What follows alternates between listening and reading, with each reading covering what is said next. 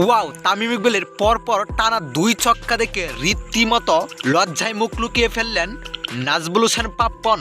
দর্শক, আজ ফাইনাল ম্যাচের মুখোমুখি হয়েছেন কুমিল্লা ভিক্টোরিয়ান্স বনাম পরছন বরিশাল, যেখানে প্রথমে ব্যাটিংয়ে নেমে 154 রান সংগ্রহ করতে পেরেছে কুমিল্লা ভিক্টোরিয়ান্স। এই রানের জবাবে ব্যাটিংয়ে নেমেই রীতিমতো শুরুতে ব্যাটিং তাণ্ডব ছালিয়ে দিয়েছে মেহেদী হাসান মিরাজ ও তামিম ইকবাল, যেখানে 2 ওভারেই 27 রান এনেছে এই 2 ব্যাটার। তবে তৃতীয় নম্বর ওভার করতে এসেছিলেন তানভীর ইসলাম, যেখানে তানভীর ইসলামের লাস্ট 2 বলে টানা 2টি বিশাল ছক্কা মারেন তামিম ইকবাল।